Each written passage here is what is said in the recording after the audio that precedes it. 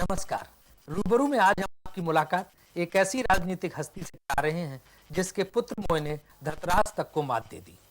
पुत्र मोह के कारण ही उन्हें एक बार न केवल उप प्रधानमंत्री पद से हाथ धोना पड़ा, बल्कि उनके तमाम शुभचिंतक भी उनसे नाराज हो गए। पर आज भी उन्हें इस बात का कतई मलाल नहीं है। ताऊ के रूप में विख्यात इस जाट नेता के बारे में कहा जाता है कि सत्ता के गलियारों से ज्यादा उन्हें संघर्ष की राजनीति आती है। तुनक मिजाजी इनमें इतनी भरी है कि जिस किसी से नाराज हो जाते हैं उसे जड़ से उखाड़ कर ही दम लेते हैं। उनका दावा है कि उन्होंने 4 प्रधानमंत्री और 12 गवर्नर बनवाए। विश्वनाथ प्रताप सिंह को प्रधानमंत्री बनवाने और उनकी जगह चंद्रशेखर को बिठाने में उनकी भूमिका तो जग जाहिर है। तो आइए मिलते हैं भूतपूर्व उप प्रधानमंत्री चौधरी देवीलाल से।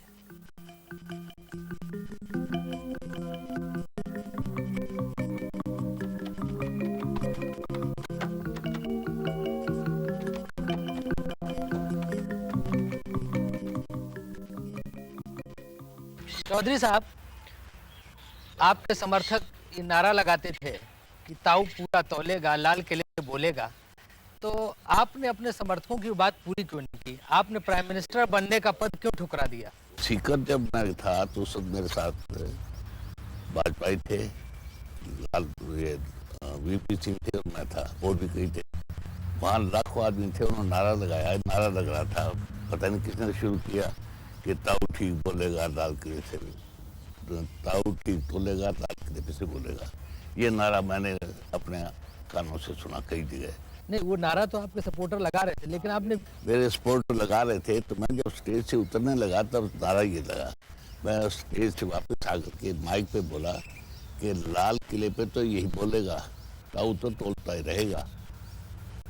अब लाखों आदमी मेरा कहा हुआ, मैं उससे बैकआउट करूँ तो लोग क्या कहेंगे मेरी बात। इसलिए मुझे बनाया था प्रधानमंत्री। मैंने अपनी तरफ से प्रधानमंत्री का नाम इसका लिया था। नहीं, तो आप इसी वजह से बैकआउट कर गए या कोई और वजह थी, कोई डील हुई थी या इसकी वजह से बैकआउट की? कोई डील नहीं, कोई मेरी वाकफियत नहीं थी। मैं एक आदमी प्रोजेक्ट करना चाह रहा था ताकि प्रोजेक्शन पहले हो जाए तो बाद में कोई झगड़ा ना हो। इसका नाम प्रोजेक्ट किया था और ये नारा जो लग गया ये अपने आप मेरी बात को साबित कर रहा था कि ताऊ ठीक तो लेगा, लाल किले पर बोलेगा। तो उस नारे के जवाब में मैंने कहा लाल किले पर तो वीपी सिंह बोलेगा, ताऊ तो तोड़ता ही रहेगा। इसलिए मैंने उस बात को याद रखा और यूं भी रखा कि राजपूत 700 साल तक राज करते रहे। नहीं, लेकिन चंद्रशेखर जी को तो आपने कुछ और बताया था। क्या? कि मतलब चंद्रशेखर जी, आपकी कोई बातचीत हुई थी और चंद्रशेखर जी चाहते थे कि आप प्राइम मिनिस्टर बने?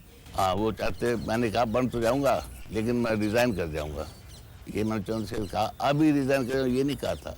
वीपी सिंह सरकार गिरने के बाद क्या राजीव गांधी चंद्रशेखर के बजाय आपको प्रधानमंत्री बनाना चाहते थे? वो मुझे बनाना चाह रहे थे। मैंने कहा कि नहीं, आप चंद्रशेखर को बनाइए। डिप्टी प्राइम मिनिस्टर मैं किसी और को बनाना चाह रहा हूँ। मैं डिप्टी प्राइम मिनिस्टर बनाना चाहता था अजीत को बुलाया भी, वो मेरे आगे मान भी गया था। और मैंने चंद्रशेखर कहा भाई आप उससे डिप्टी प्राइम मिनिस्टर का कह दो, मैं नहीं बनूंगा। और चंद्रशेखर ने कहा, लेकिन उसके बाद उसके दिमाग में प्राइम मिनिस्टर आ गई। अब भी इन आरामियों के खिलाफ करूँ क्या? प्राइम मिनिस्टर बने बैठे सारे। ठेठ देहाती और अड़ियल मिजाज वाले चौधरी देवीलाल के यहाँ आजकल न तो हरियाणा के जाटों का मजमा है और न ही किसानों की बैठक। एक जमाना था जब देवीलाल पॉलिटिकल फेवर्स लेने वालों की भीड़ से घिरे रहते थे।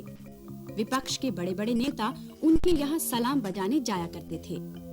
पर आज आलम यह है कि चंद कारिंदों और इक्के दुक्के लोगों को छोड़कर कोई उन्हें पूछने तक नहीं आता। राजनीतिक हैसियत खो देने का दर्द उनके चेहरे पर साफ झलकता है। शारीरिक रूप से थक चुके देवीलाल अब टीएन शेषन को भावी प्रधानमंत्री के रूप में सामने रखकर अपनी राजनीति चलाना चाहते हैं। अब आप किसे मानते हैं कि कल को अगर कांग्रेस न रहे तो आप कौन मानते हैं कि कौन आदमी प्राइम मिनिस्टर बनने लायक है? शेषन बन सकता है। ये टीएन शेषन को क्यों बनाना चाहिए? टीएन शेषन यूँ बनाना चाहिए कि इस वक्त करप्शन की हद हो गई है। हर पॉलिटिकल पार्टी का लीडर जो है करप्ट है। शेषन में खूबी है, एक तो साउथ का है, एक ब्राह्मण है। ब्राह्मण है लेकिन उसके बेटा बेटी नहीं करप्शन करेगा तो किसके लिए करेगा? अक्सर पूंजीपतियों और अखबारों द्वारा षड्यंत्र रचे जाने की दुहाई देने वाले ताऊ की लुटिया दरअसल उनके बेटों ने ही डुबोई।